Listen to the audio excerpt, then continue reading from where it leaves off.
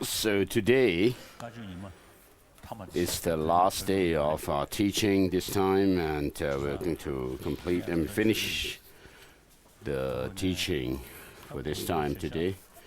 So it's just past 9. I'll teach for until around 11. I'll try to finish the remaining text, and then I would do the ceremony for bodhicitta. And bodhicitta is the indispensable cause and means to attain Buddhahood. And therefore I wanted to do the ceremony for bodhicitta. And then we'll have a photo session. I won't be able to give individual audiences to each and every one. I would also feel exhausted. You won't get any blessing from my hand.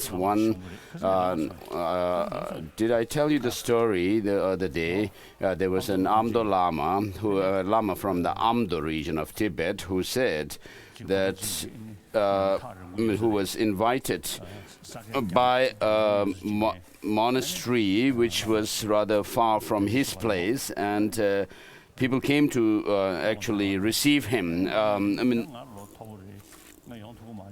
From that monastery, and he said he was old and I cannot go to your place.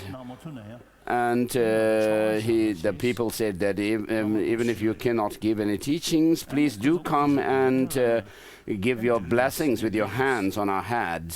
And then the Lama accepted their invitation and went to that place and gave a very extensive teaching. And at the end he said that I am not someone, I'm someone who gives teaching to others and show what are to be adopted and what to be discarded, and show the path to Buddhahood and enlightenment. And I'm not someone who touches his hands on the head of others. This hand, which is a result of a contaminated karma and delusion. And so you will not receive blessing by my hand touching on your head, but you need to study, because enlightenment and liberation and higher rebirth also cannot be attained merely by giving some blessing, receiving some blessing from others, but you need to put effort by yourself.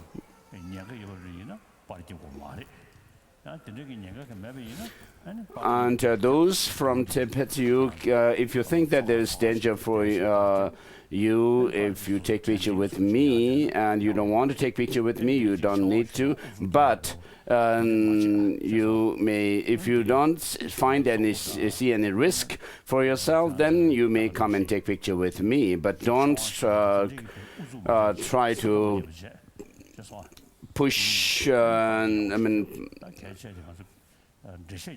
the crowd and try to come for my blessing as such.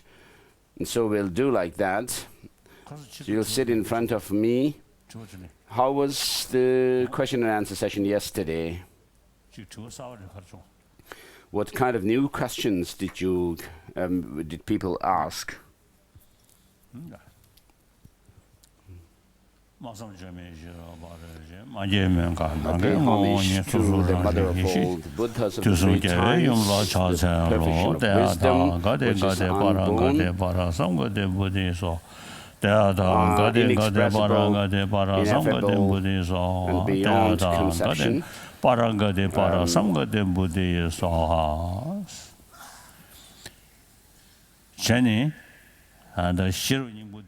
So regarding Heart Sutra, as I said before, is one of the short Prajnaparamita text, and the shortest version of Perfection of Wisdom Sutra is the Perfection of Wisdom in one letter, A. And A is a sound of negation. So what that negation means is that things have no independent objective existence. So that is what is negated. And similarly, in the Pajabarmita's text, we find mention of no, no, no, no, no. That word also is a negation of this independent existence of things. And this mantra of the Heart Sutra, Paragati, Gate Gate Paragati, actually shows the path through which we tread to reach the state of enlightenment. Therefore, within this path system, we have the first path, which is called the path of accumulation. And that's the first path that you enter into, and then the second gati refers to the path of preparation, which is that state where you develop the vipassana focused on, the combination of vipassana and shamatha focused on emptiness. And then paragati refers to the path of seeing, which is the first path of the Arya beings, those who have seen emptiness directly. And then Parasangati refers to the path of meditation, which is a further enhancement and progression on the path, from the path of seeing, and you go through that path of meditation. And then Bodhi refers to enlightenment. Swaha refers to laying the foundation. And so our goal is not just liberation from samsara, but to reach omniscient state of Buddhahood. And therefore, we need to attain higher rebirth, and for us to be able to reach a higher goal of enlightenment. And so, having reached a higher rebirth, and then you actually combine those of bodhicitta, the spirit of enlightenment, and the wisdom of emptiness. And by combining these, then you progress along the path to reach enlightenment. So what we need to do by receiving teaching is to actually, it has to serve the purpose of transforming ourselves. Sagalha and Arahat has said that one should make meaningful this human life by studying and meditating. And monastics must not just be contented with the monastic robes alone. And so you need to pursue study of the teaching of the Buddha, and then engage in the practice of meditation. And having studied the three collections of the teaching, the three Pitaka, then you need to engage in the practice of the discipline, ethics, and then single-pointed concentration, and the penetrative insight, wisdom. And so the monks and nuns, or Sagalha says that must engage in these practices. So by engaging or pursuing study and practice and reading text, they should make this life, this human life, a meaningful one, and should not be contented with mere monastic robes. So we are on the 9th chapter, whereas the previous chapters, the eight chapters, were finished during the last teachings. And so the important points have been basically explained, points from this text, Bodhisattva Charyavatara, and we are on the wisdom chapter, chapter 9.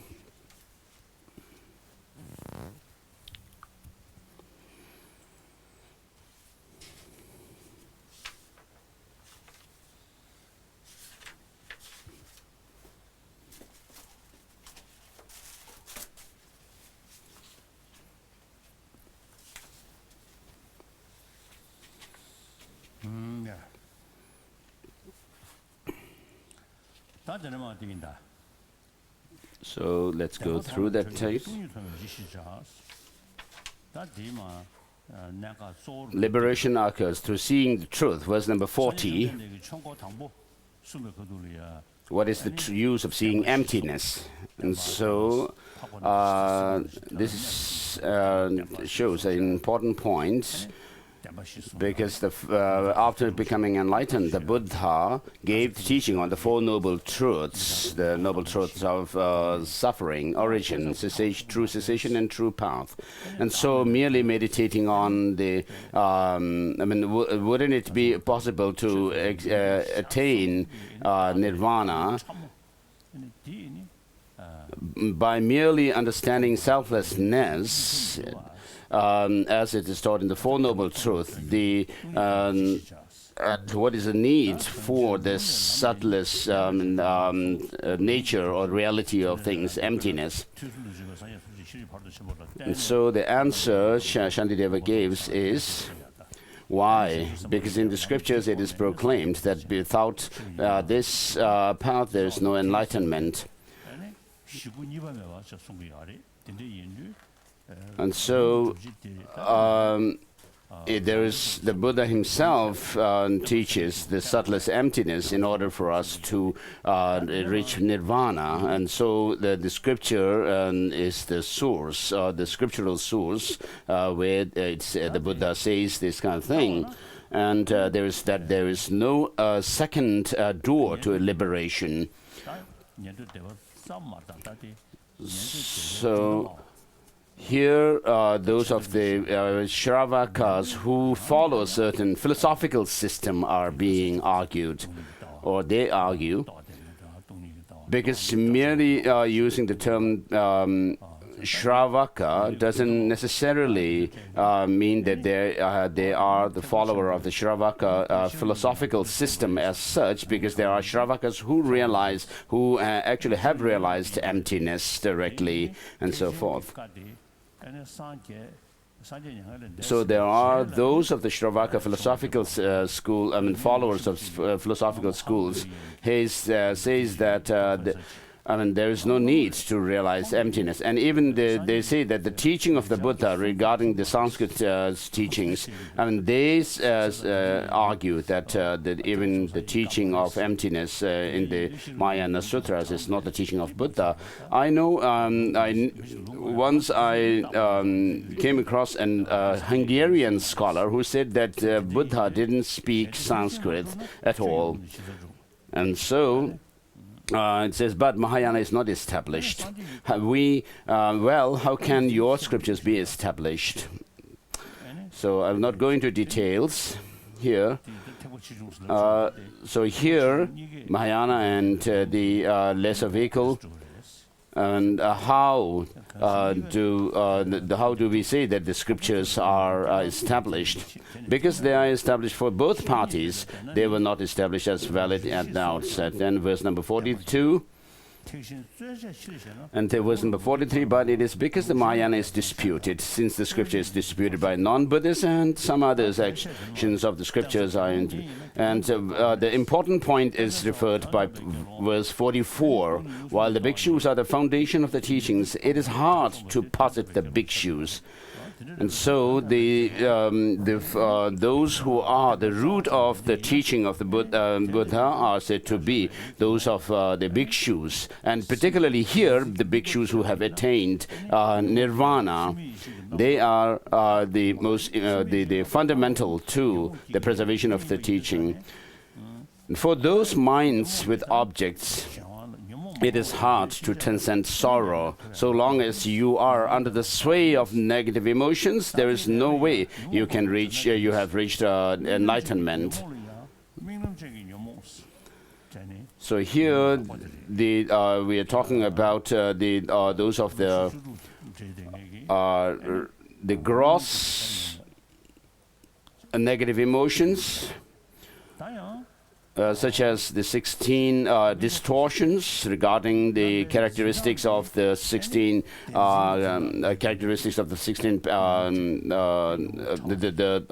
Four Noble Truths and so forth. And then there is a subtler grasping at a self.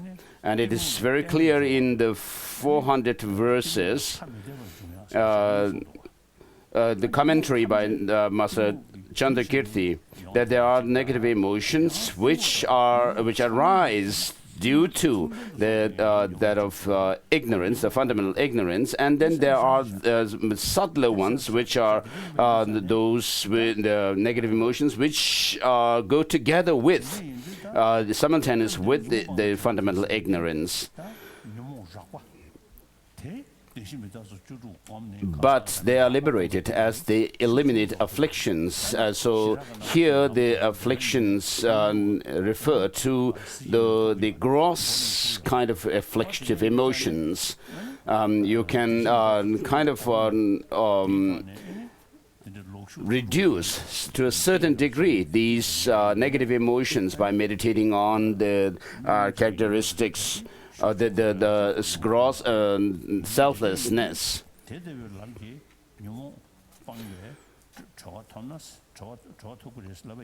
So if you say that such a path, meditating on gross selflessness, will lead to liberation, then that liberation must occur immediately. Despite their lacking afflictions, they have the karmic potential. So this shows that even those so-called arahats they do have this subtle negative emotions still. But it is definite that they do not have craving for obtaining rebirth, even if this craving is not afflictive. Why is it not like ignorance? And so here the afflictive emotions refers to.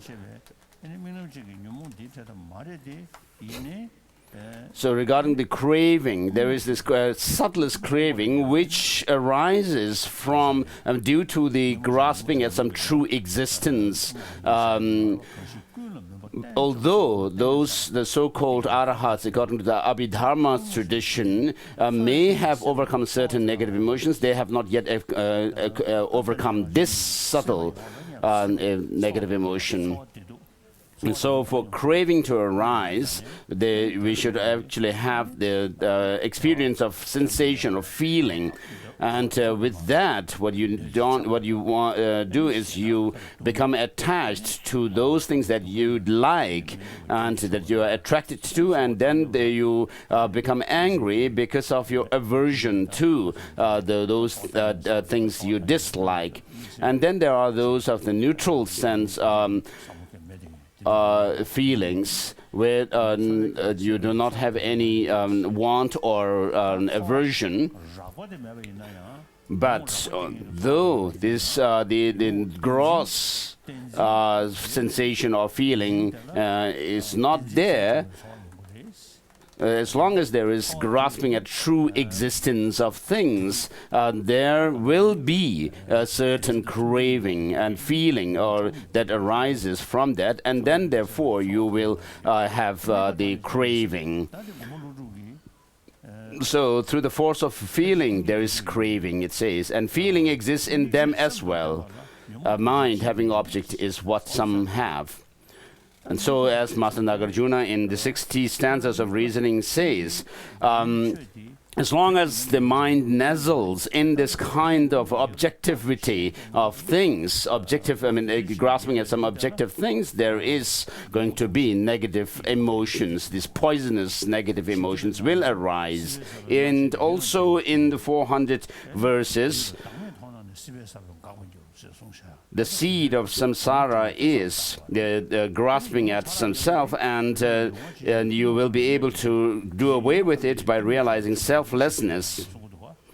And then 400 verses also says that just as the bodily sensation or faculty permeates all the sense faculties, likewise ignorance permeates all negative emotions, and therefore one can overcome this, the grasping at true existence, and by overcoming this, by realizing the selflessness, And therefore, what you need to do is, of course, you study these things and then relate it to your experience, how these different kinds of notions and concepts about self and so forth arise in you.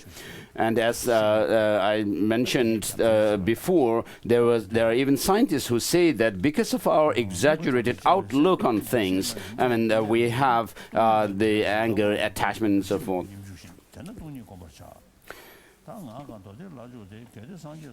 Therefore, and so for verse number 48, done, therefore meditate on emptiness. If you accept verse number 49, if you accept as spoken by the Buddha in his speech that conforms to the sutras, then are the Mahayana not sutras, which for the most part are equivalent to sutras, and so forth. So this wisdom of emptiness serves as a counterforce to our negative emotions, not only that, but even to attain, and also to attain omniscient state. This is important. The wisdom of emptiness is very important, because we we are under the sway of negative emotions because of being driven by this grasping at some true existence. And therefore, although we do not want suffering, we are running after suffering. And although we want happiness, we destroy happiness as if destroying our enemies. The Master Shantideva says in Bodhisattva Charyavatara. Therefore, I mean, we actually engage, I mean, obsess ourselves with this attachment and anger. And these are the causes of suffering for us. And if sometimes, I mean, in the world, when people are full of anger or desire and so forth, I mean, obsessively, I mean, people are sometimes considered quite effective, but that's wrong. And so Shantideva says, no, we do not want suffering, we run after suffering. Though we want happiness, we destroy its cause, like destroying an enemy. And therefore, we need to overcome those of attachment and anger if we want peace of mind. And even scientists say that we need to be kind, to have kindness, compassion, and love if we want peace of mind. So sometimes practicing compassion, love are considered silly.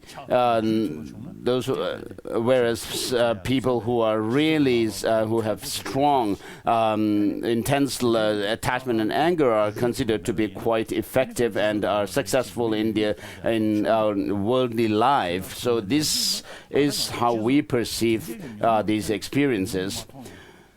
So people are not able to see the faults or disadvantages of these negative emotions, but because of certain immediate kind of gratification, such as gaining fame and wealth and so forth. So, of course, when you are not so concerned about overcoming the negative emotions, seeing their negativities, negative consequences, then we consider having the attachment, anger, and so forth to be quite effective in life.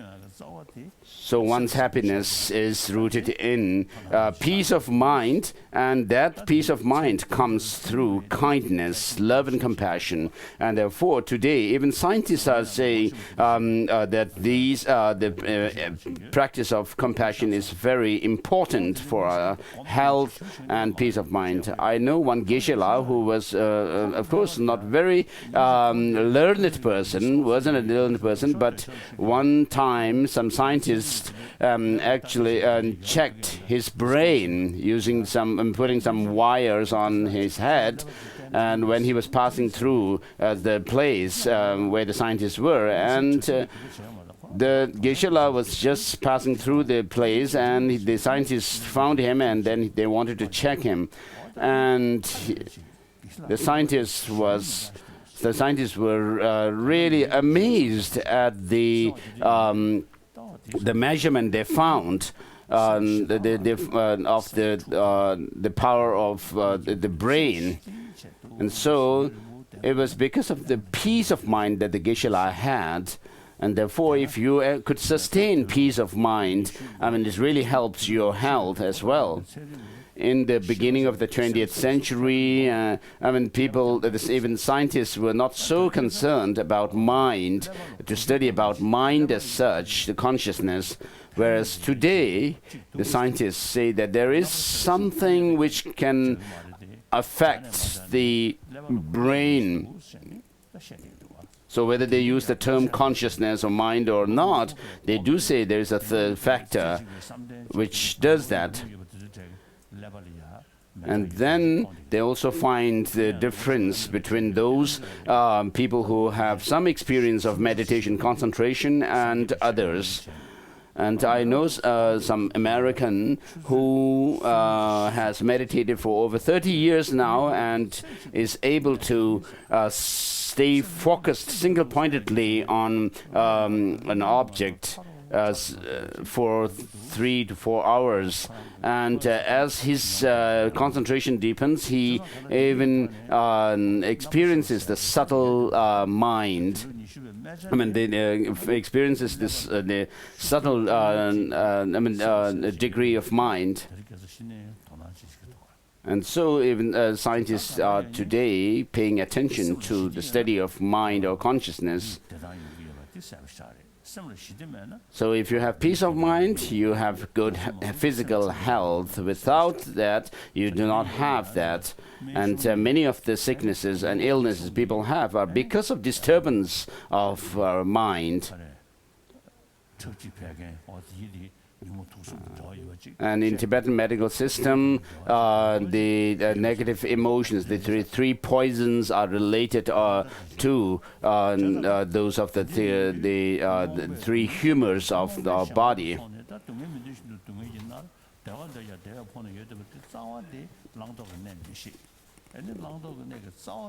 So although we do not want suffering, we create the causes of suffering. Although we do not want we want happiness, we destroy happiness. It's because of not knowing what is right and wrong to be able to distinguish between them. So because of that, we create suffering for ourselves. And of course, if it could be overcome, I mean, could not be overcome, there's nothing much we could do. But if it could be overcome, then we need to do, put effort in overcoming this.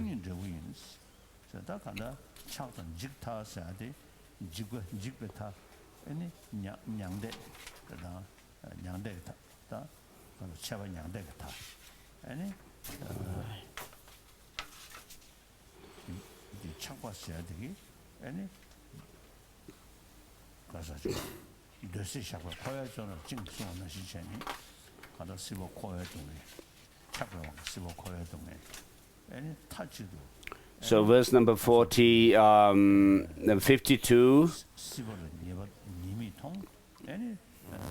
So we are bound in samsara by craving and appropriation.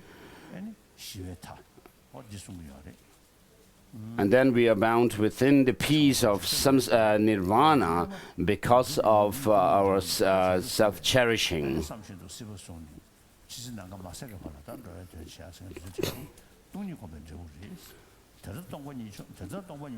And so the result, as a result of meditating on emptiness, you are able to attain nirvana and the state of enlightenment.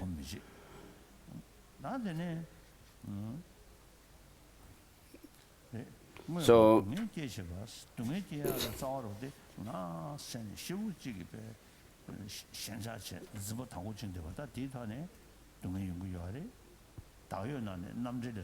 verse number 54.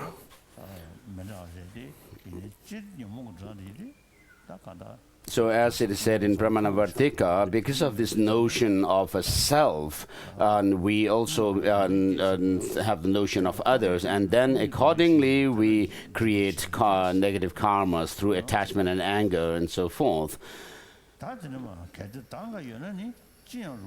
So verse number 55, while fear should be with what gives rise to suffering, emptiness specifies suffering. Why be fearful about that? And so here the meditation on emptiness is explained on the basis of the foundations of mindfulness, for establishment of mindfulness, establishment of mindfulness of the body, sensation, mind, and the phenomena.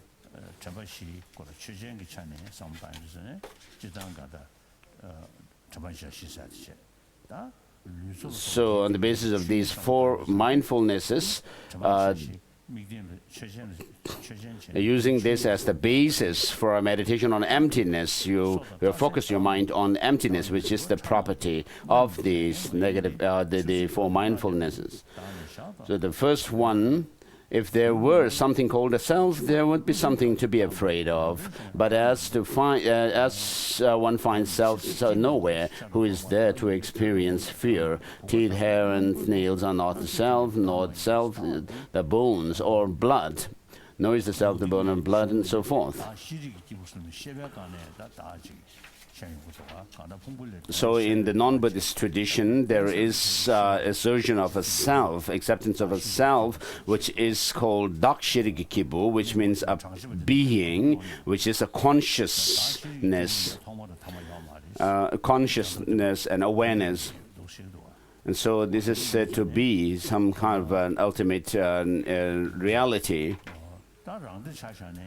And even within our own Buddhist philosophical system, as long as one asserts some objective existence in things, one needs to accept that there's something within the object that must be its identity. But the body, regarding beings, the body cannot be said to be the person as such. Therefore, the person must be asserted in connection with the mind. And therefore, the Chittamatras assert the Alaya Vijnana, the foundational consciousness. So for the Chittamatras, there are 8 types of consciousness, whereas others usually assert 6 types of consciousness. For example, in the case of the Savatantrika Madhyamakas, Bhavaviveka says that we designate the consciousness to be the self, because it is this consciousness, that the 6th consciousness, which actually passes from one life to the next. Whereas those Madhyamakas who do not assert any objective existence, even the 6th consciousnesses are not the self.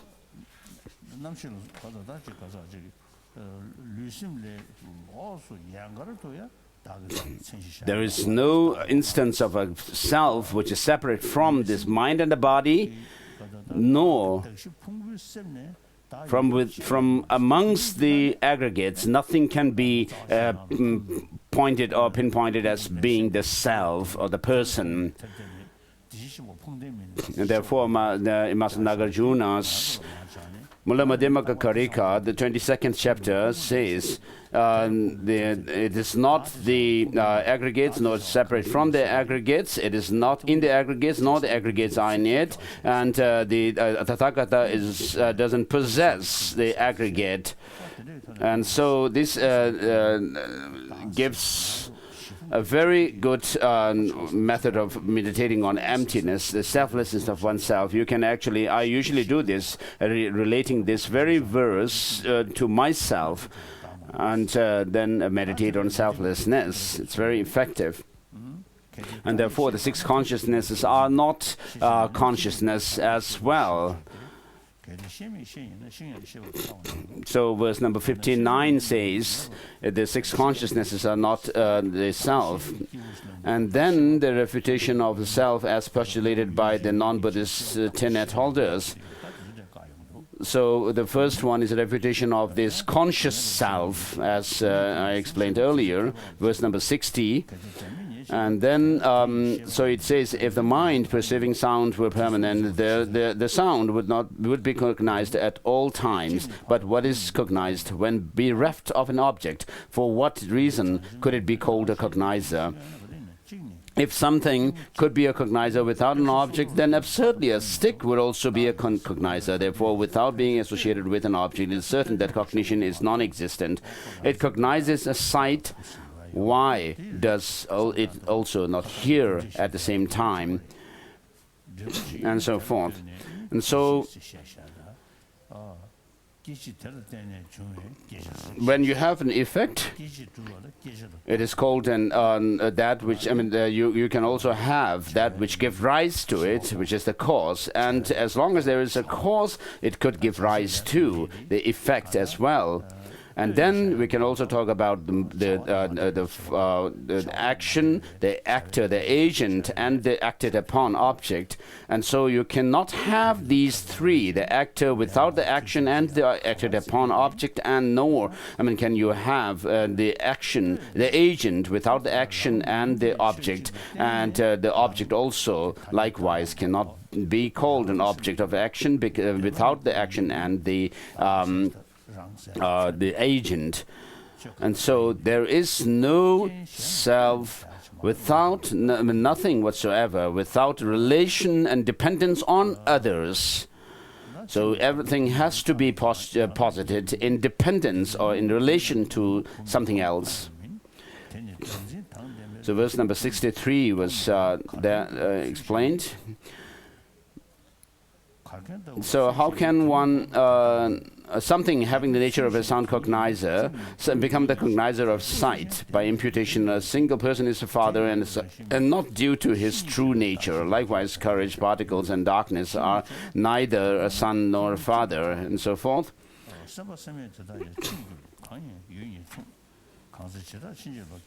Verse number 67, what has mind and what lacks mind? Those two would in fact become the same thing, as their existence is the same. And if the individual identities were false, then what could be their shared basis? And then refutation of the Nyaya school of position of self. So as the Madhyamakas, the Prasangika Madhyamakas say that nothing has any essential objective existence whatever. And therefore, if there is no self, then how do we talk about function, actions, and who creates the actions, and so forth? Furthermore, something like lacking mind cannot be a self, as it is not mind, it has no mind, like a vase and so forth. It is cognizant because of its conjunction with the mind. It absurdly follows that this non-cognizance has perished, and if the self were unchanging, what could a mind to do to it, and so forth?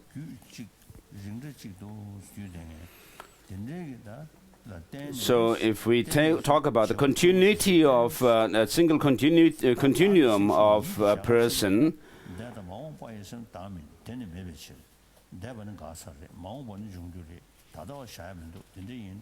so verse number 72 down and 73.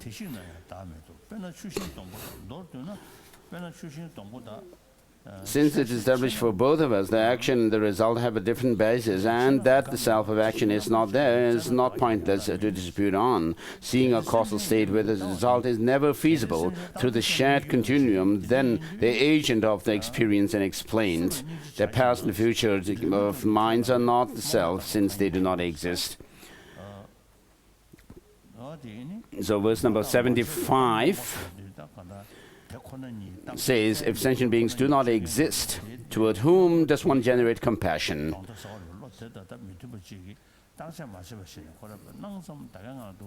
So there is a mind which does this analysis into how things are, And this is the critical faculty that we use to check the ultimate nature of the things.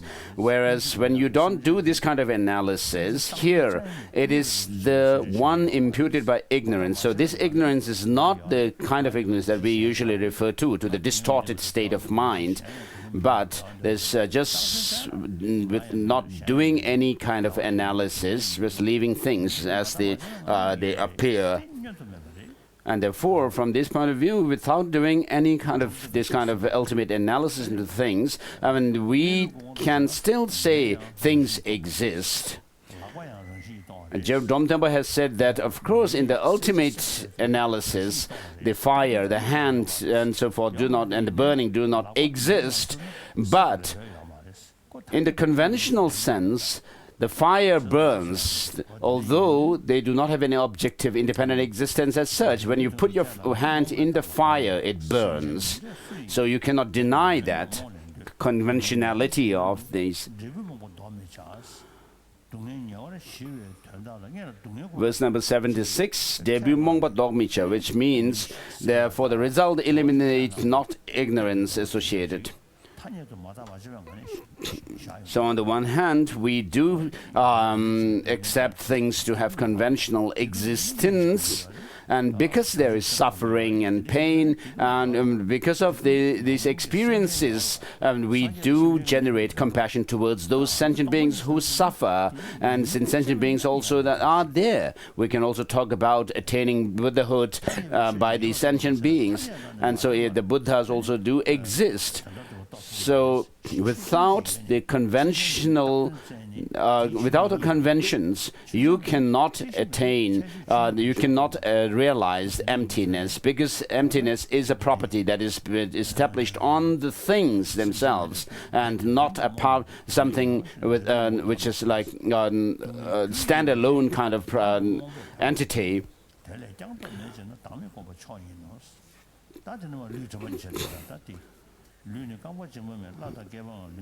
And then because of arrogance and so forth, 77. Now 78 shows the mindfulness of the body. Our body is neither the feet nor the calves, nor the body, nor is the body the thigh and or the hips, neither the belly, nor and so forth. So if there is a universal thing called body, which is a whole, as the non-Buddhist traditions do assert, a universal which is a separate entity from the parts, as we find mentioned in Pramanavartika.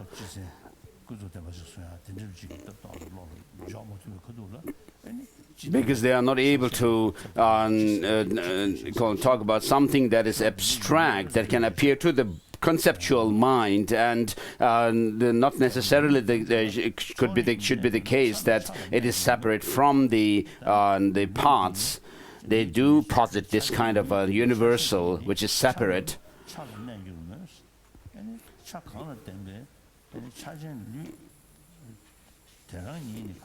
So verse number 80 says that if this body were located with a portion in all of these parts, then although the parts are not located, parts are located in its own parts, where are the subparts in turn located? And if a body itself is in its entirety were located in the hands and so forth, then there would be as many bodies as there were hands and so on and so forth.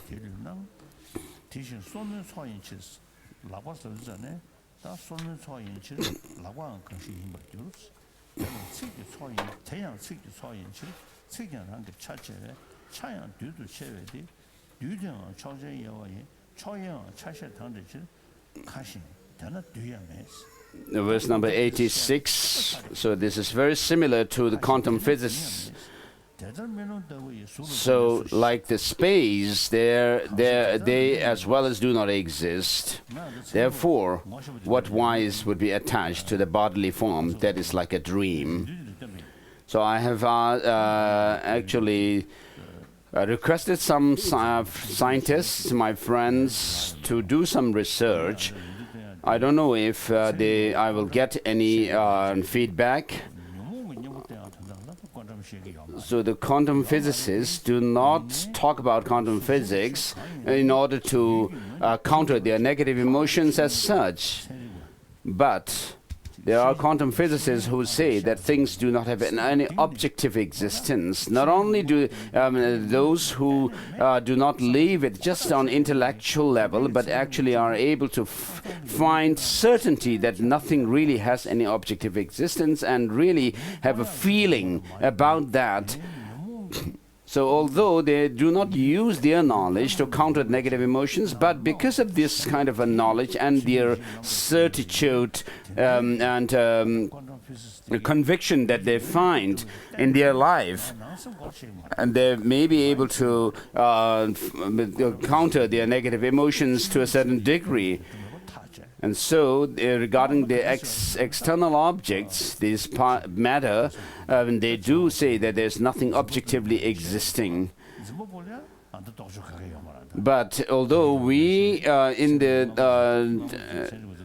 East, have the explanation of the subjective person or the mind, which is related in relation to the object and so forth. Scientists do not yet have any much to say about the subjective person or the mind. So in 1979, when I first went to Moscow, I mentioned the sixth mind to some scientists, and they immediately rejected and dismissed it, saying that, oh, this is a religious matter. So this shows a narrow-minded scientist. Real, authentic scientists should be more open-minded, should be skeptical about things. So they immediately rejected the sixth consciousness that I mentioned. And then in America also, I met some scientists. I told them that in our daily life, in daily experience, because of our body being not fine and so forth, it could have it would affect our mind becoming dull and so forth. But sometimes, without having any kind of physical problem, when we sit silent and just have some thought,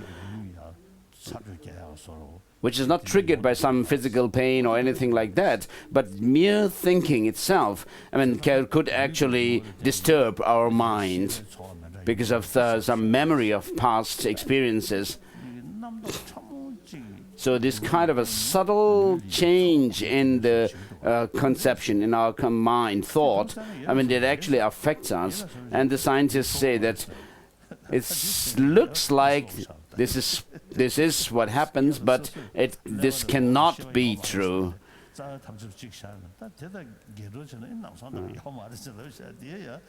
So they have their own position regarding what they mean by mind or consciousness, and when somebody says something that they cannot accept, they just say, "Oh, this cannot be true." So this is not being unbiased.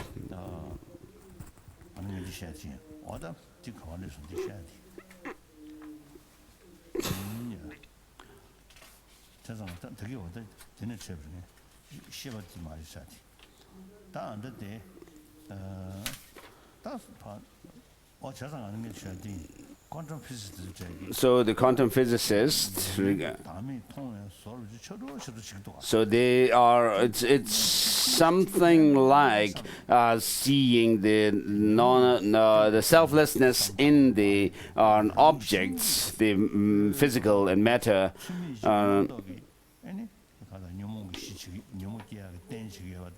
So because this exaggerated, inappropriate mentation serves as the basis for our negative emotions, now and they could, in a way, feel the effect. And as Master Nagarjuna says in the Madhyamaka Karika, karma and delusions, and elimination of them is liberation, and karma and delusion arise from this conceptual thought, and this in turn arises because of reification, and the reification is ended by emptiness. And also, Master Nagarjuna says these negative emotions like attachment, anger, and certain ignorance arise from our concepts. And they, when you see selflessness, this can be ended. And so the scientists, of course, do not pay much attention to overcoming negative emotions, but because the quantum physicists are able to conclude that things have no objective objective existence, and then with regard to the perception or the mind, when if they could actually connect the what is explained in terms of the internal experience in Buddhist literature, if they could actually link these two together, it could help them.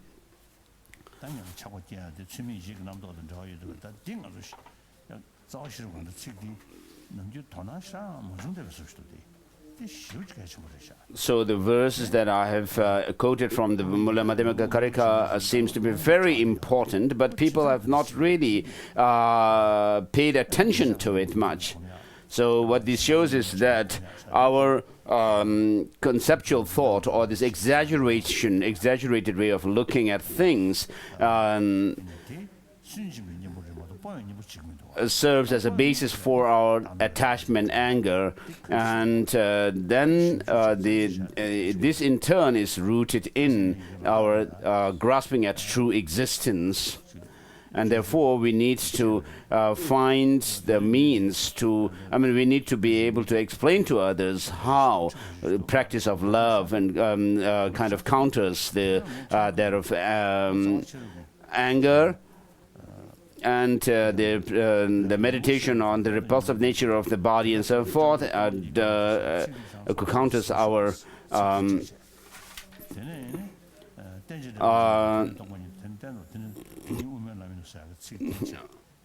counters our attachment. And so in Ladakh, and when I gave teaching, I actually made it compulsory for people to memorize these verses from the Madhyamaka Karika, which are those of the one that was quoted earlier. And then whatever is dependently arisen is said to be empty, and so forth. So when you are able to gain some understanding of the dependent origination of things, then you'll be able to understand the Four Noble Truths well. Otherwise, without good understanding of dependent origination, you would have to say the overcoming of suffering and so forth must be done because Buddha said so. That's not how we should go about with. And verse number 87 is done. And then verse number 88. If suffering exists absolutely, why does it not undermine extreme joy? Because if it is, what it's saying is that if it's not conditioned and it's absolutely in existence, then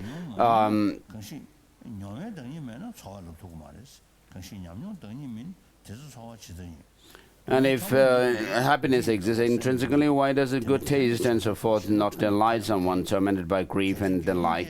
It is not experienced because it is overridden by something more intense. How can something not in the nature of an experience still be a feeling? Suffering exists in a subtle way. Doesn't this happiness eliminate only the gross? This suffering is but other form of mere happiness. There should be no suffering, as even the subtle one is of happiness nature.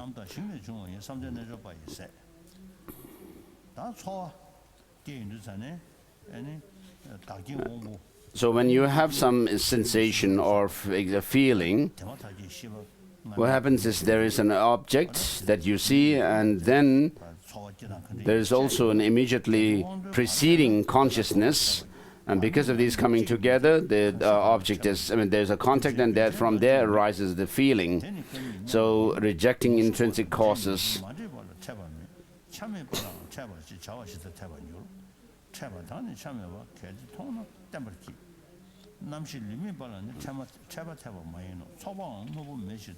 Verse number 96, for a consciousness which is immaterial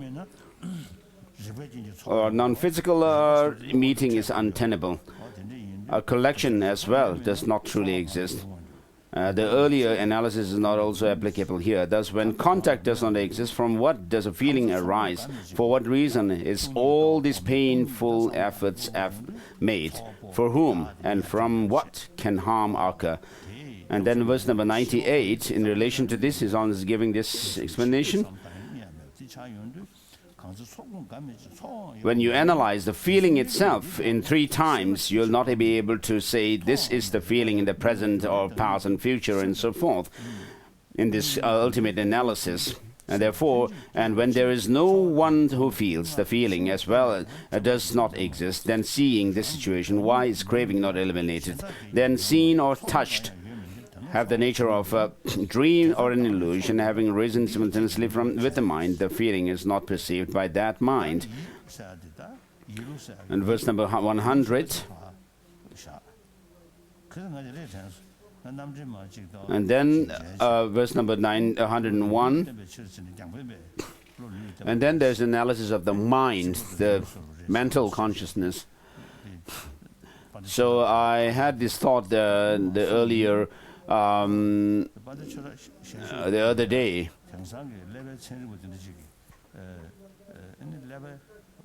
that Dharmakirti rejects the idea of consciousness arising from the body, and he uses all kinds of reasonings. But if he were living today,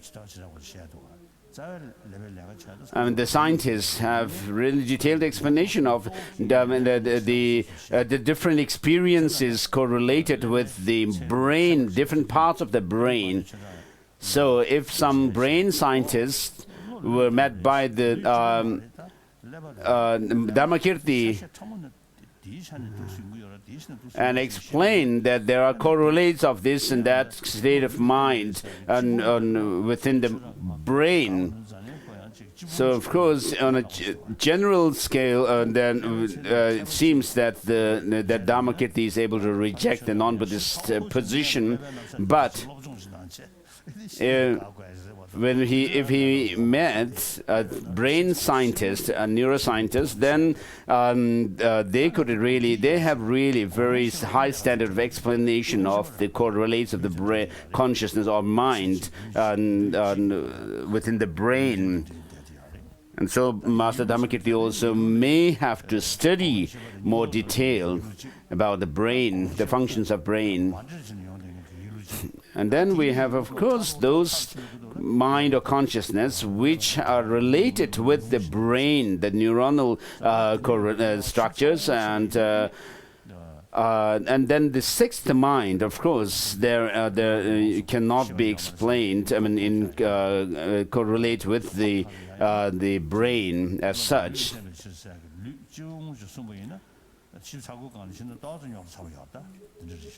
So if you just have a general idea saying, as it is said in the Pramanavartika by the non-Buddhists, that the mind or intellect is based on the body, just not, without any detailed explanation. And then in our text, there's a simple reason or syllogism regarding whether plants have consciousness or not, according to the Jain tradition, Jainism. In our text of on logic, it's said that the trees sleep at night because they shrink their leaves and have mind because they shrink their leaves and sleep at night.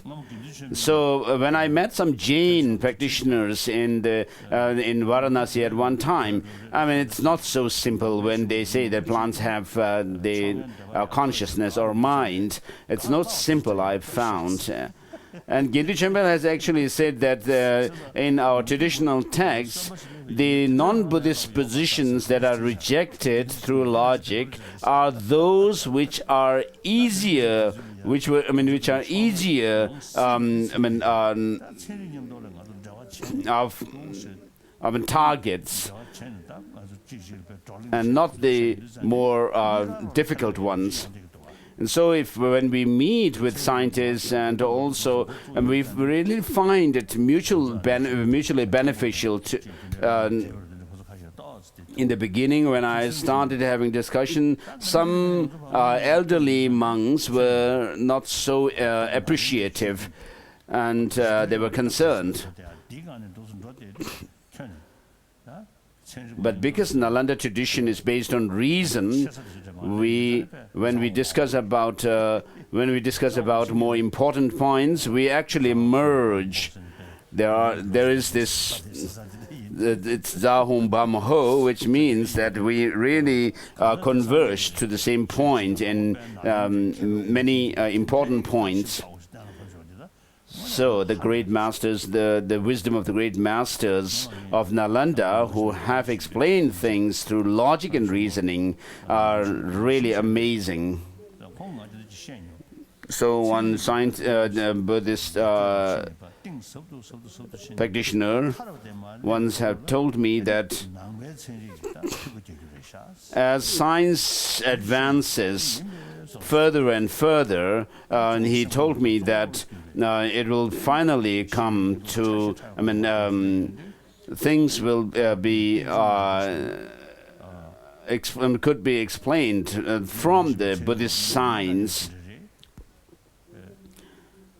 So it seems this is true.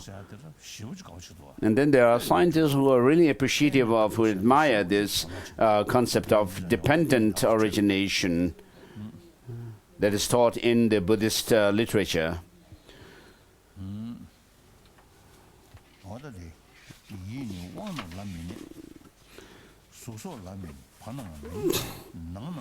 So mind does not exist in sources or the faculties, nor in the forms and so forth, nor in between. Our mind is not inside nor outside, nor can it be found anywhere else. That which is not the body nor others, neither commingled nor separate in any way, is not a thing at all. As such, sentient beings are released in natural nirvana. If the cognition exists prior to the object, so when we talk about consciousness, we have those consciousnesses which arise in dependence on when they meet with objects, and then there are those philosophical schools which says that the consciousness or cognition arises with the aspect, having the aspect of the object, and without the object, and then those the Swatantrikas and above, they say that the consciousness arises with the object aspect.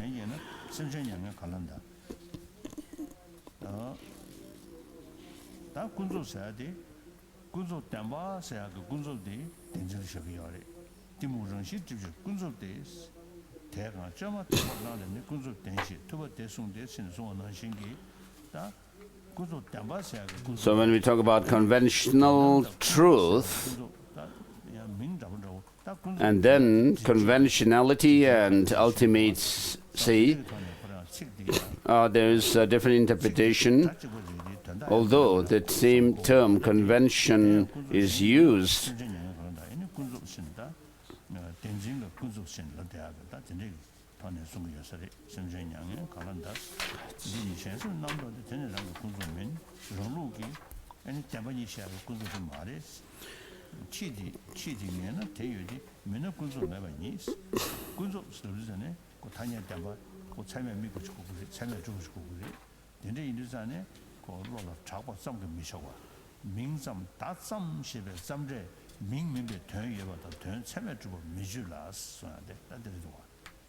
So verse number 107.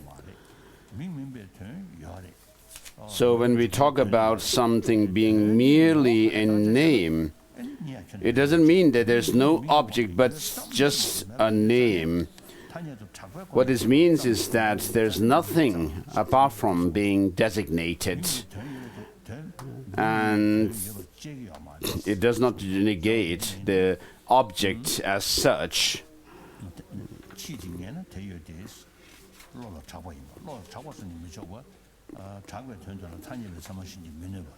And then, to be existent, as I explained before, it's the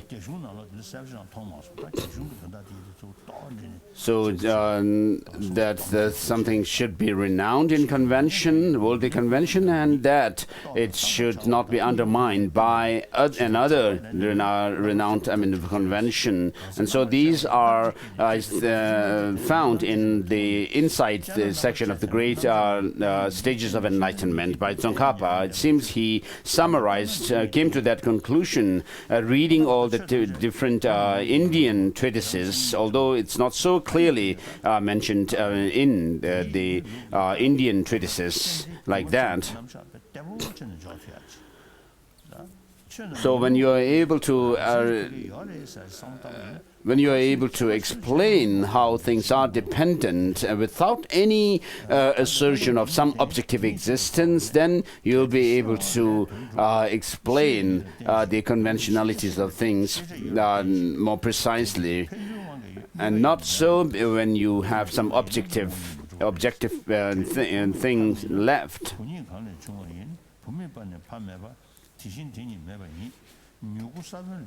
113.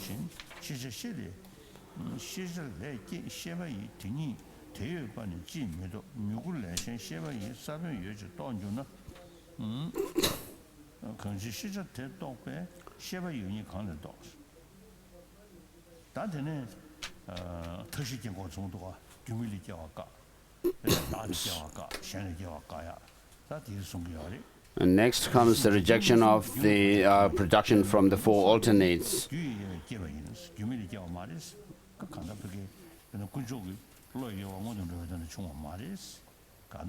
So if Ishvara were the cause of the world, tell me, what is Ishvara in fact? If you say the elements, and then so be it. But why all the fuss over a mere name?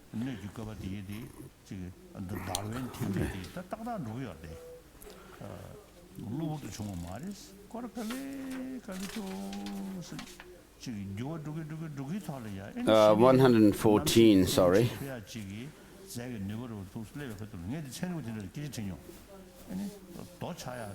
So this conforms with the Darwinian theory of evolution. And I have asked some scientists that when it comes to the subtlest particle, is there any difference, when you come to the subtlest particle, is there any difference between the particle that is in our body and those of the rocks and so forth? And they said no, there's no difference in terms of the particles. And then I asked, at what stage of the particles development do the particles become a basis for consciousness, whereby you have sentient beings? And so the explanations given in Abhidhammakosha and so forth may be problematic. I don't know if we could actually accept literally what is said in Abhidhammakosha Karika about the lifespan of the first humans being immeasurable and so forth. In Austria, I had a lunch with a governor of a state, and then I took a walk in the lawn in Australia. I think he's on his story. And the television media person came and asked me about dinosaurs. do you believe in dinosaurs? He asked. And I was quite surprised. And I told him that I do believe in them because we can find the remains of the dinosaurs and then the fossils of dinosaurs. So later I asked my friends, why did this person did this person ask me this? And my friends told me that there are some fundamentalists, Christians, who believe that the world was created only 5,000 years ago, and therefore they don't believe in the world being older than that. And so, for us also, if to say that the sentient beings were the lifespan of sentient beings were infinite and measureless in the beginning, it would be difficult to hold on to such position. And then saying that human beings on this earth first originated from the Ursil, the divine heavenly realm of the light, and then slowly, as human beings, beings on this, those beings started taking the rough, gross food, then the digestive system and the opening and lower orifices also came into being to release the waste and so forth. This would also be difficult to hold on to.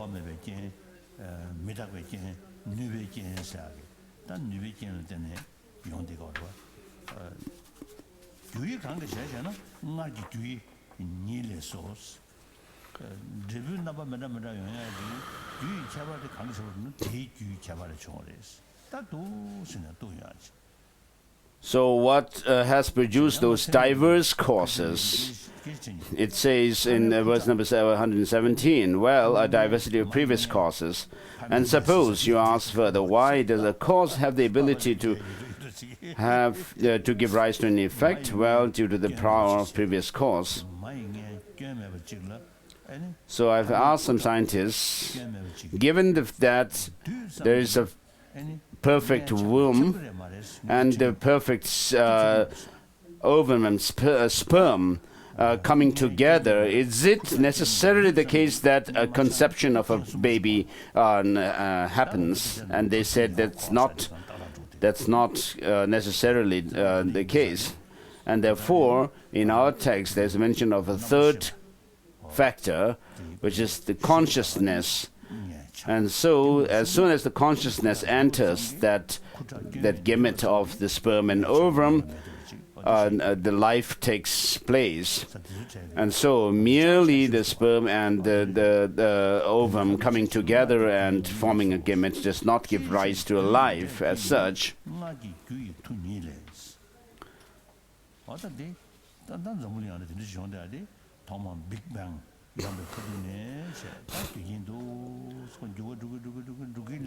And so, why does a cause have the ability to give rise to its effect? Well, due to the power of the previous cause. So, since Big Bang, things changed, and the transformation took place in the particles, and then some particles became the basis for consciousness, and so that we could have the sentient beings. In the non-Buddhist texts, there's mention of the Brahma giving rise to or the producing the diverse world systems, whereas in our texts like Abhidhammakosha, it says from karma arises all the diversities of world systems.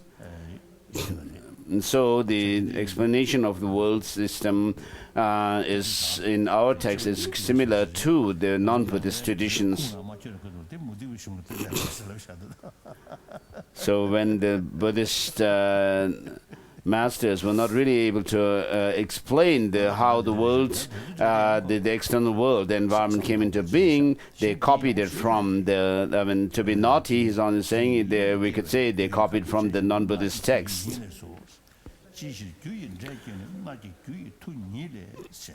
So if the powerful Ishvara were the cause of the world, tell me what is the Ishvara in fact. If you say the elements, then so be it. Why? The first over the mere.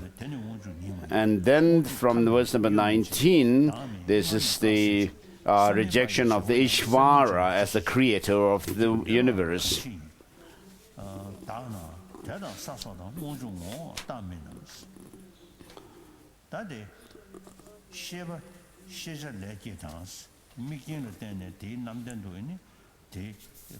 So, in connection with the consciousness, when we have the object, then that consciousness also has that aspect of the object. It arises.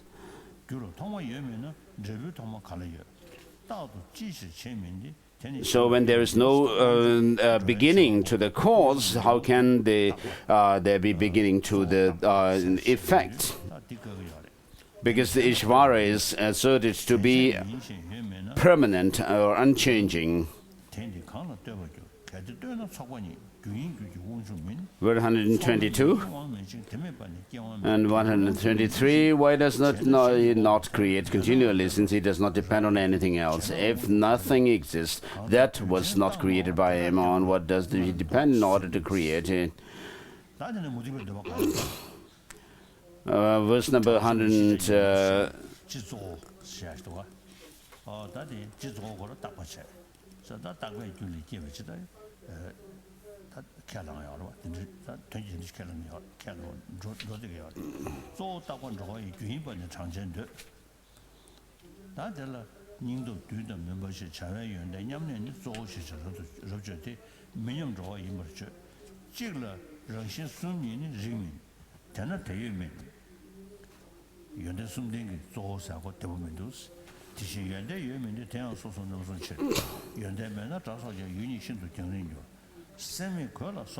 So 127 down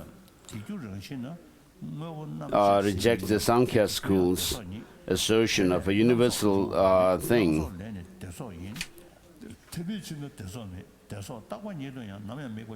So it says the universal constituents, courage, particles and darkness. When abiding in balance is called primal substance.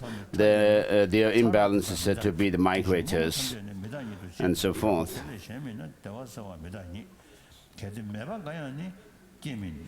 So illogically, it is for unity to have a threefold nature. So this means having the courage, particle, and darkness.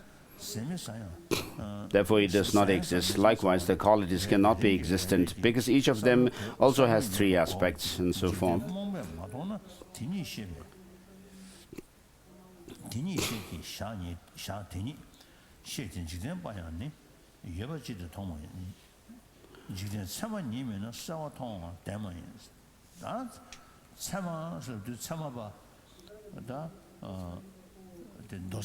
So with regard to the valid cognizer or valid cognition, the lower schools say that whether something is a cognition is valid or not in relation to whether that their object is something objectively existing that appears to them, and therefore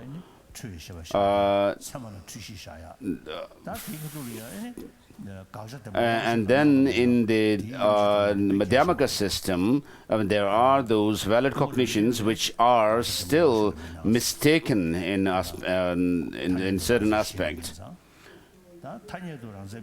And then within the Madhyamakas, there are those who say that the object of negation does appear to our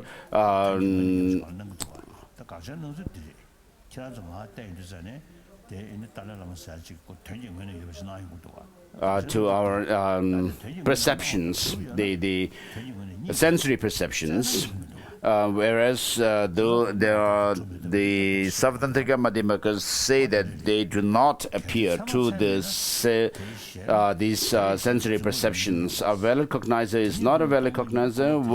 Wouldn't what was cognized by it also become false? Therefore, in actuality, meditation on emptiness becomes untenable. So 138. So, of course, the cognition in terms of the valid cognition in terms of a thought or a conceptual mind is a valid cognition because of its main object with regard to the object with regard to which it sees the reality. Without getting the object of analysis and so forth.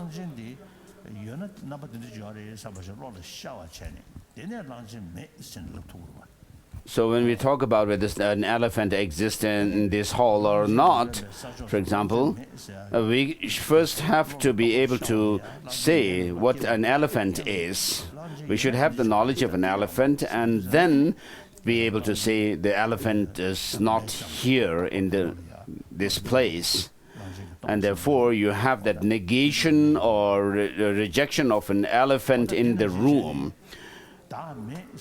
So similarly, when we say there is no self, what does that self refer to? And therefore, all the philosophical systems within Buddhism say that there is no self. Because there is what they mean by the self, and that is rejected. And therefore, verse 139 says, without getting at the object of analysis or designation, and the absence of that object cannot be apprehended. Therefore, the lack of any false object is clearly a falsity. And then in the beginning of the text, there is the differentiation between the two truths. Not being satisfied with the convention, the appearance, and you analyze. When you analyze the things, you will not find anything. But that doesn't mean the things do not exist. But that means that things do not have any objective existence. But although the things do not have any objective existence, how do we say they exist? Is by way of the convention, renowned convention. Thus, upon the death of a child's dream, the thought he does not exist is a hindrance to thinking of his existence, and yet that the child does not exist is false. And therefore, when analyzed in that way, nothing exists causelessly. Things do not exist in their conditions, whether individually or collectively. So here in verse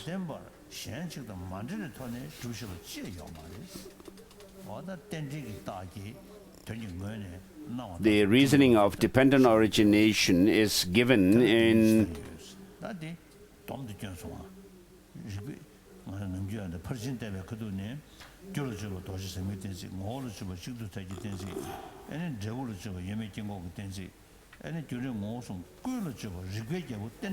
verse number 144.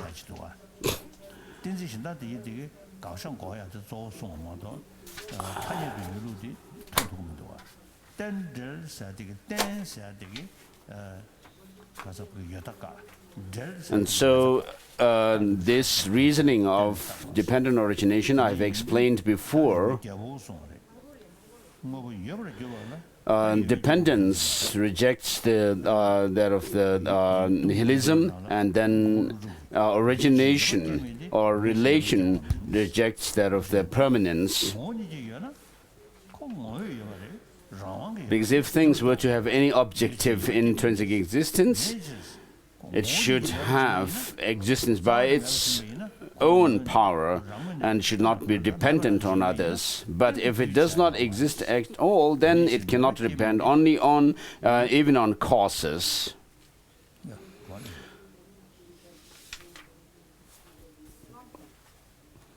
So how can there be a true existence?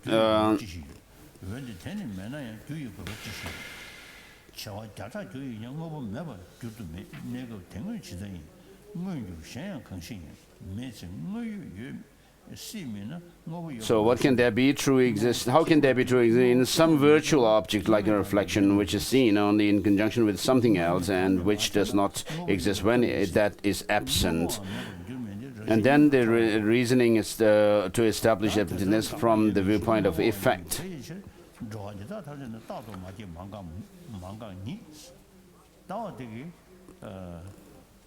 So for a functional thing that is existent and so forth, gives the reasoning of dependent origination.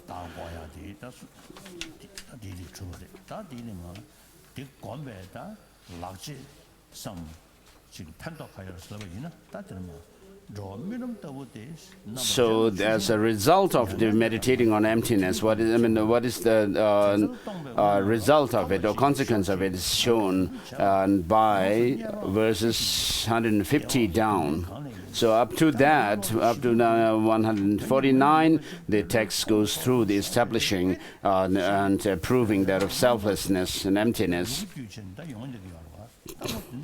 So because of our grasping at some true existence, we have all kinds of thought processes going on and causing ourselves all kinds of troubles. Whereas if you are able to see that the things do not have any independent existence, objective existence, then you'll be able to do away with those problems.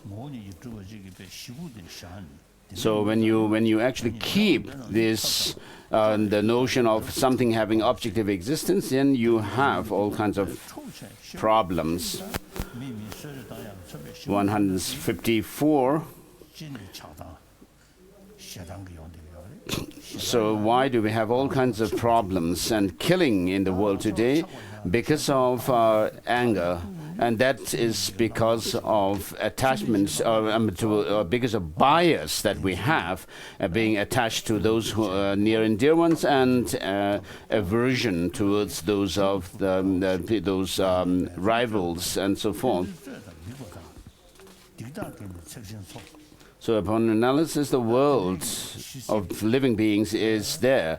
That will die here. Who is there who will come into existence? Who is there who has existed? Who is relative? Who is a friend? Those of my type, please understand that everything is like space.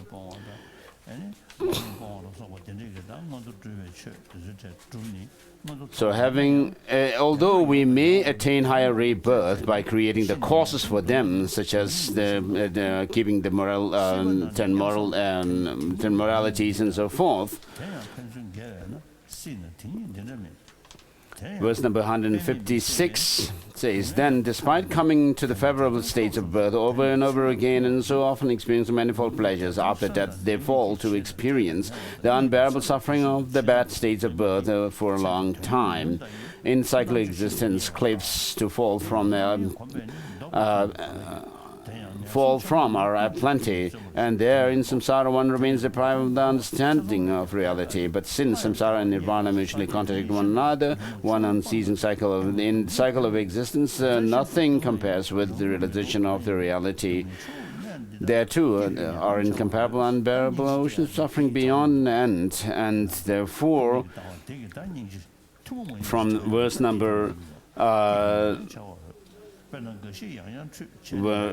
63 shows how we can understand emptiness. On the understanding of emptiness, I mean the suffering nature of sentient beings have generate compassion.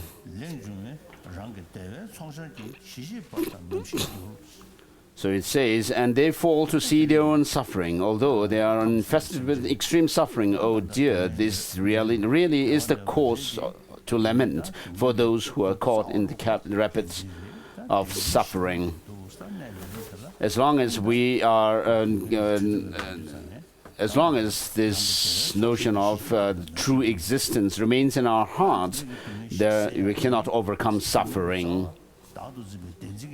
So because it is the root of suffering, it says, "Likewise, there are those who frolic about, fooling around, as if there were no old age and death. First, they will lose their lives, and then fall to a worse state of rebirth, and so forth." And so Master Shantideva makes this prayer, oh, when shall I come to bring peace to those tormented by the fires and so forth? And so, feeling compassion towards sentient beings, these beings are led first to the understanding of the gross selflessness, and then they are led into the understanding and insight into the subtle selflessness. And therefore, they are able to be helped to overcome this, the grasping at this self, which experiences pain and pleasure and so forth, and then those of the experiences and the objects having any objective existence. So, oh, when shall I expect to accumulate the store of merit through insight into the emptiness of the object of apprehension, and then teach the emptiness to those who have been ruined by such an object of apprehension. Then I read through the 10th chapter.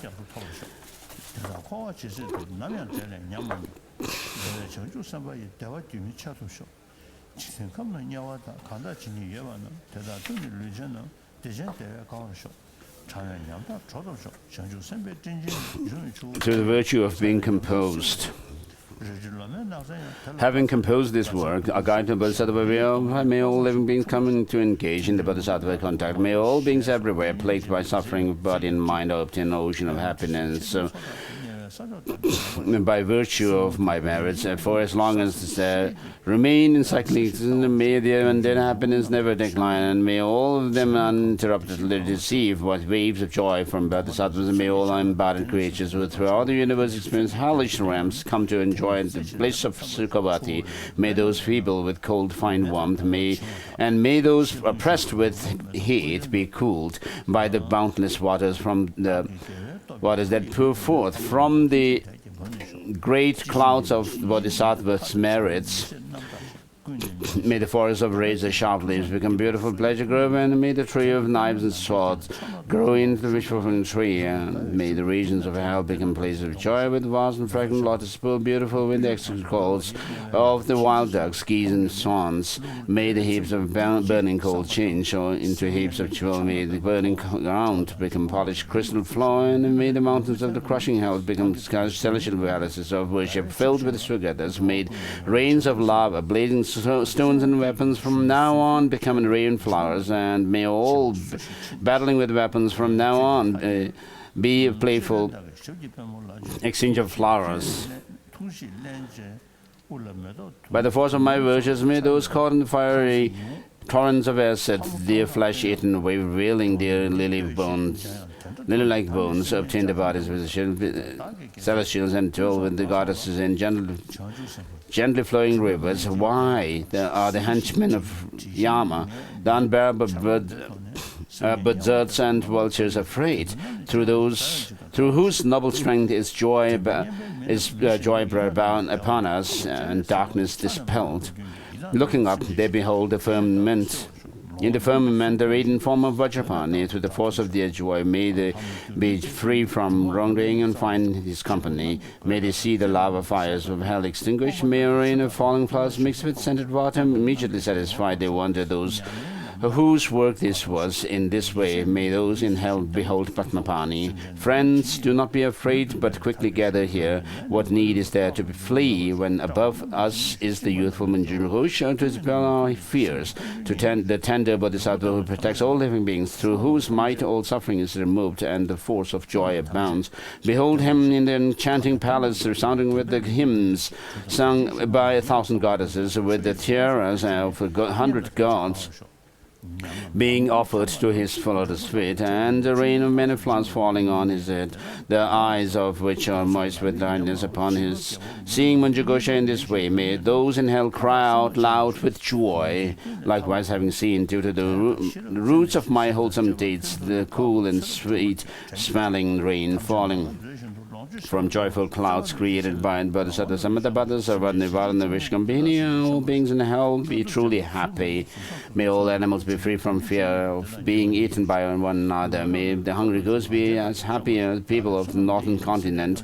May they be satisfied by the stream of milk pouring out from the hands of the noble Lord of Lakshmana, and by bathing in it. May they always be cooled. May the blind see form, may the deaf hear sound. May just as it was, and just as it was with Maya Devi, may pregnant women give birth without any pain.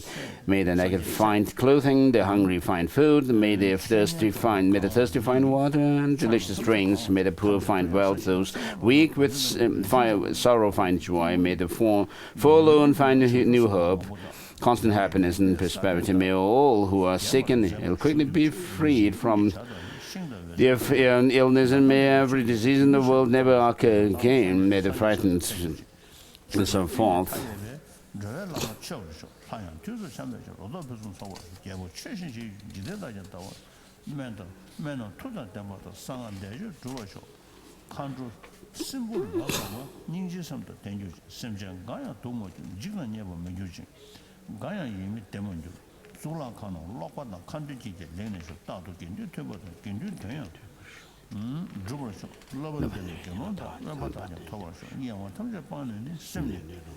May monks desire 140, verse number 43, and then 44. May nuns be materially sufficient, abandon quarreling with each other, and be unharmed. Similarly, may all ardent ones never let their morality weaken. Having repented of all moral faults, may transgression always be eradicated, and thereby obtaining a happy state of birth, may spiritual conduct not decline even there. May the wise be honored, and may they receive alms. May their minds be completely pure, and may they be renowned in all directions. May beings not experience the misery of lower realms, and may they never know any hardship with a physical form superior to the gods. May they swiftly attain Buddhahood. May sentient beings again and again make offering to the older Buddhas, and may they constantly be joyful within the bliss of the Buddhas, just as they intended. May the Bodhisattva fulfill the welfare of the world, and may all sentient beings receive whatever the Buddhas have intended for them. Similarly, may the Pratyeka Buddhas and Shravakas find happiness, and until I reach the level of joyous one, through the kindness of Manjughosha, may I be mindful throughout my life. I always obtain. I always make this prayer. As long as space endures, and for as long as living beings remain, until then may I too abide to dispel the miseries of the transmigrators. So it's really a powerful prayer.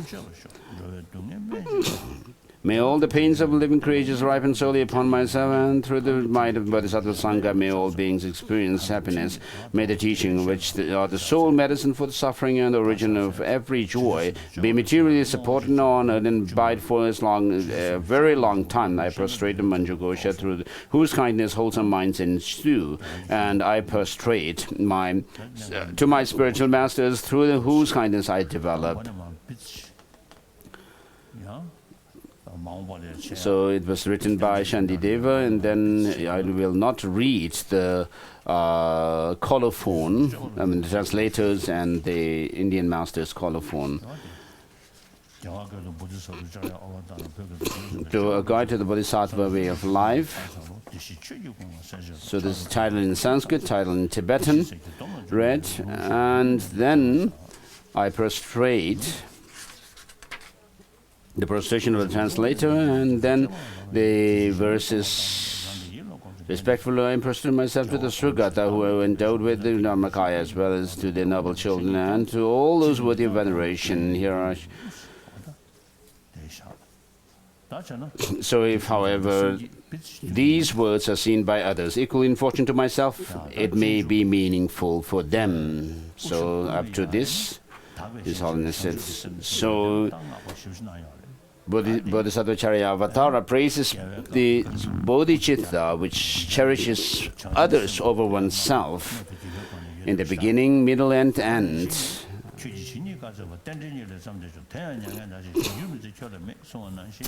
As Tsongkhapa says, that whatever we read in the Kanjur and Tenjur, it teaches emptiness. All of them actually come down to the teaching of Buddha. And so in order to, for the wisdom of emptiness to serve as a cause for omniscient state of Buddhahood, we need bodhicitta's backing and support, and therefore we are going to do the bodhicitta ceremony. So imagine the Buddha and his disciples.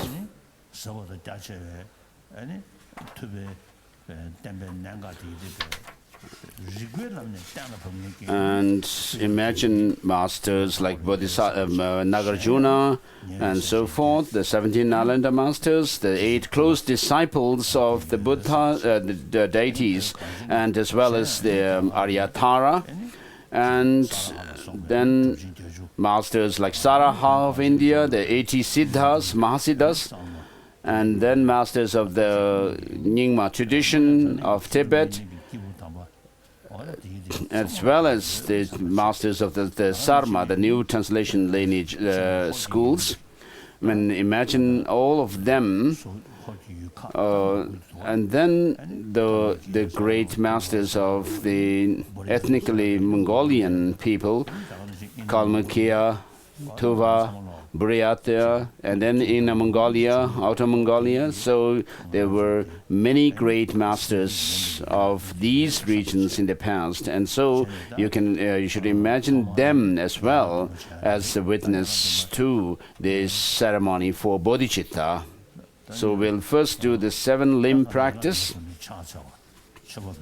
which are the prostration, making offering, confession, and then rejoicing, requesting to turn the wheel of Dharma, and requesting not to pass away, and then dedication. So these are the 7 limbs. So have them in mind.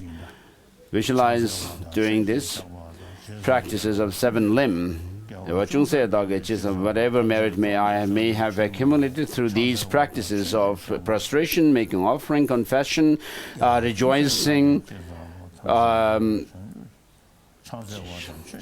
rejoicing, requesting not to turn the wheel of Dharma, and requesting not to pass away, I dedicate them to that of the enlightenment.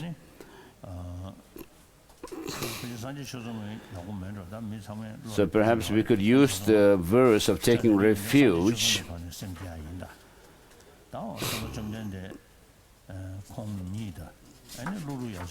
So imagine the Buddha Shakyamuni himself, as well as the great masters like Nagarjuna and so forth. The main cause for them to attain enlightenment is the practice of, by practicing bodhicitta in conjunction with the wisdom of emptiness. And because of these 2 factors, we have the Buddha, who is fully enlightened, and then those masters who are on the path to enlightenment as well. And so we need to think that we will also follow suit, just as they have generated bodhicitta and practiced accordingly. And you should not feel discouraged to engage in the path to enlightenment and to develop bodhicitta within yourself. All of us, in the end, have bodhicitta. So this is the nature of our mind, that it is empty of any intrinsic or independent existence, and therefore if we put effort, we can actually reason out that it's possible for us to overcome all defilements from within our mind stream and become enlightened. Someone who may be very rude in the beginning of their life, in the earlier part of their life, full of sin and so forth, can become very tamed and compassionate and so forth, humble and so forth in the latter part of their lives. So if we can see such changes happening in people in our own life, then if we could actually be able to have the vision of the path, clear idea of what kind of direction we are going to take to reach the enlightenment, those of the paths, such as accumulation, path of accumulation and so forth, that were explained earlier, we should put effort in doing that. And therefore, with the wish to follow in the footsteps of the Buddha and those of the great masters and bodhisattvas, let us say this verse. To the Buddha, Dharma, and the Supreme Assembly, I take refuge until I am enlightened through the practice of a generosity and so forth that I have engaged. May I become a Buddha to benefit all sentient beings. So please repeat the same lines for the second time. And when you say that may I become a Buddha to the benefit for the benefit of sentient beings, not only should you have the wish to become enlightened, but you need also to engage in the practices of the bodhisattvas. And therefore, there are the practices of bodhisattvas can be summarized into the 6 paramitas, 6 perfections, as well as the 4 and do the 4 ways of gathering disciples as well, so that you practice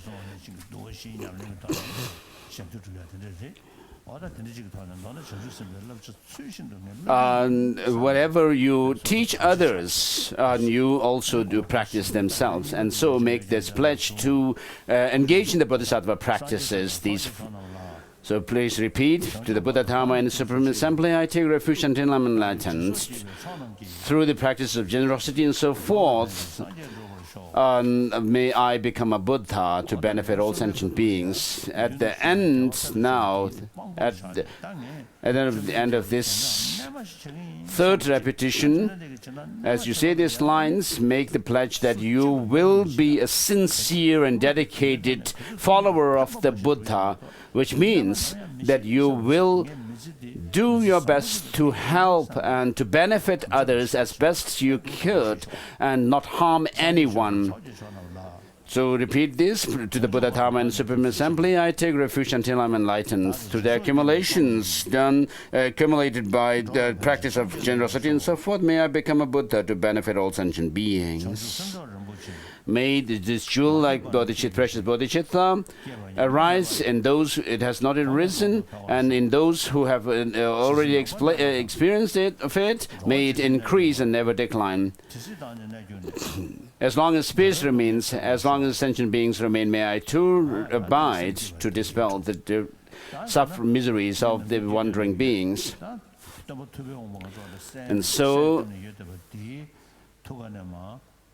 I usually give these transmissions of the certain mantras. So I will first give the transmission of the mantra of our Master Buddha Shakyamuni. So imagine rays of light and nectar coming from his heart and dissolving into you. Please repeat this Muni Muni Mahamuni Swaha, Muni Muni Mahamuni Swaha, Muni Muni Mahamuni Swaha.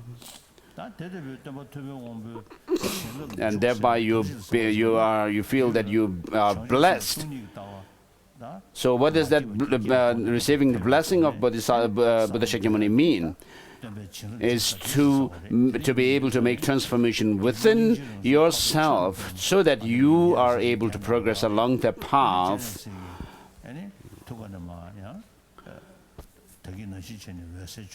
And again, here, imagine Avalokiteshvara and rays of light and nectar coming from his heart, and also the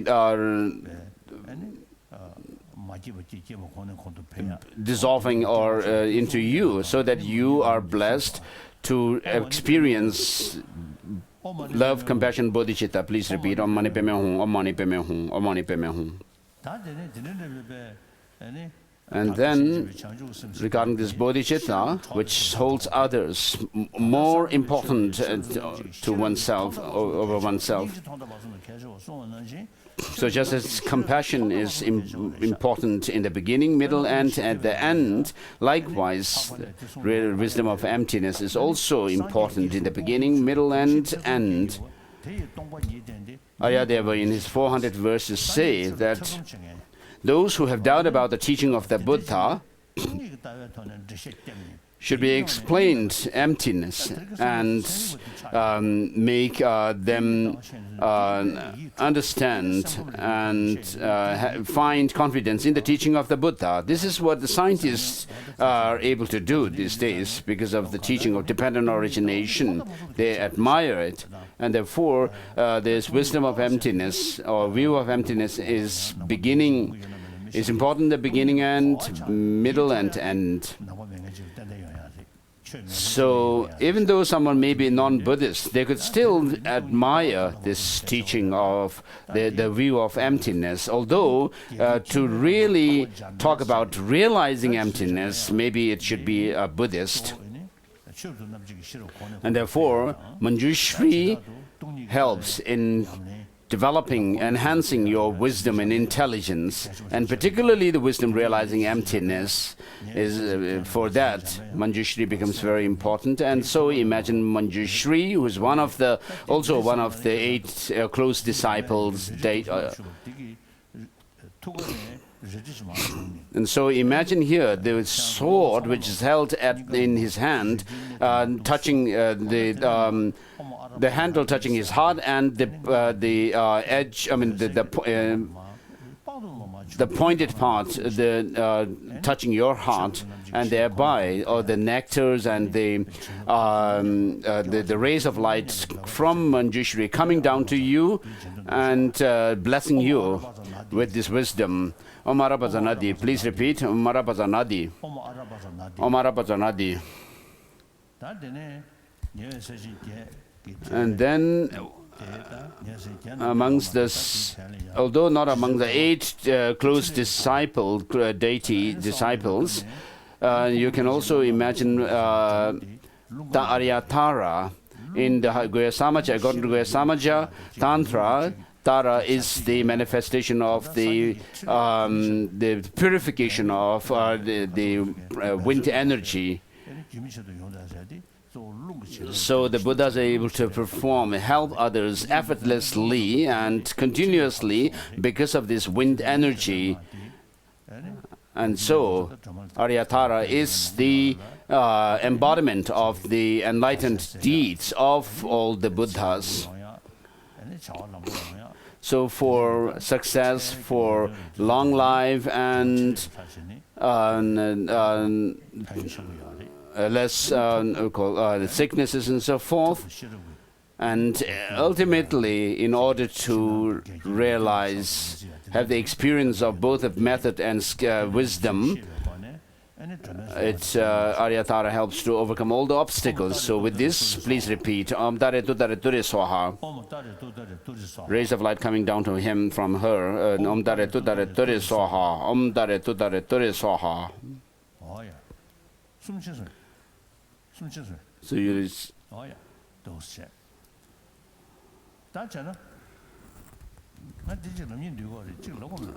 I wish to say this, perhaps I will. So Buddha Shakyamuni, surrounded by the 8 close disciples, and also the Aryatara and the 17 Nalanda masters and so forth, and together with them the other Indian masters and Tibetan masters, they all dissolve into, imagine them all dissolving one into the other and finally into the Buddha. And then imagine the Buddha himself dissolving into you.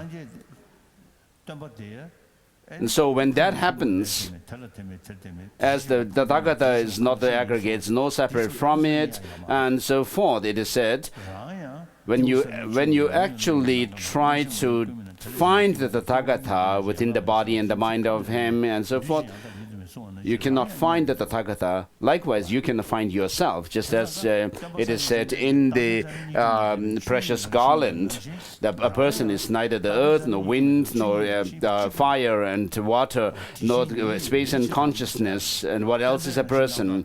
And so you cannot find. So, from the point of view of the emptiness of the mind of the Buddha and the emptiness of the mind of the sentient beings, us, I mean, there's no difference in the emptiness. So our mind also, ultimately, when we become enlightened, becomes the mind of a Buddha. So there is no separate entity that actually becomes the Buddha that is not here. It is this mind that we have which finally becomes the wisdom of a Buddha. And so,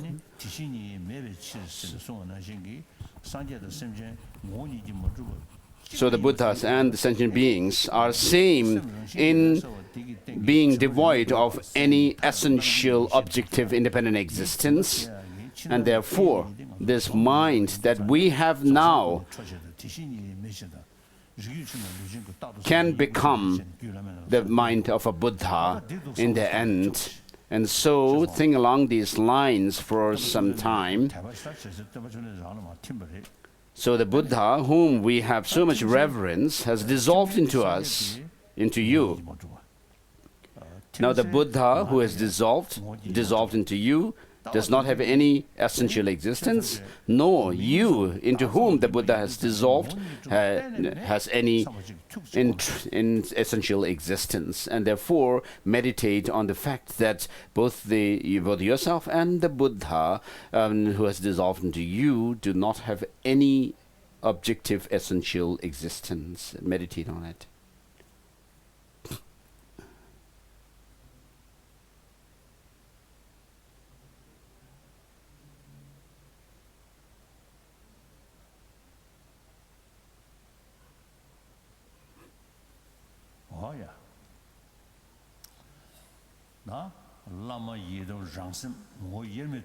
So the Lama, your meditation deity, and your mind has become non-dual. You have meditated on them being non-dual, or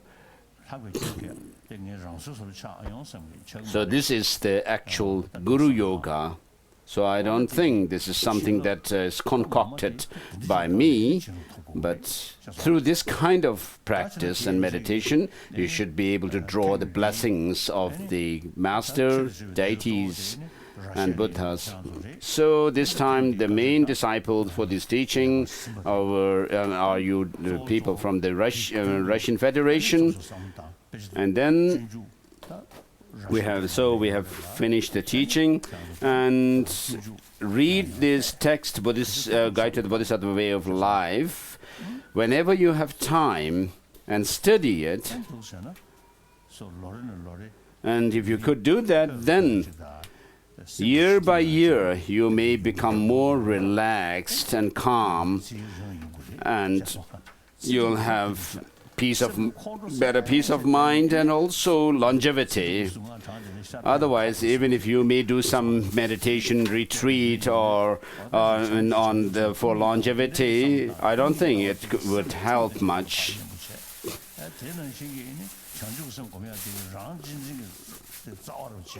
So meditation on emptiness should help to calm your mind of all these negative emotions, and then meditation on bodhicitta should help you to overcome the extreme self-centered and self-cherishing attitude. So do this practice. I hope to meet you next year too, perhaps in Latvia. Many of you may come.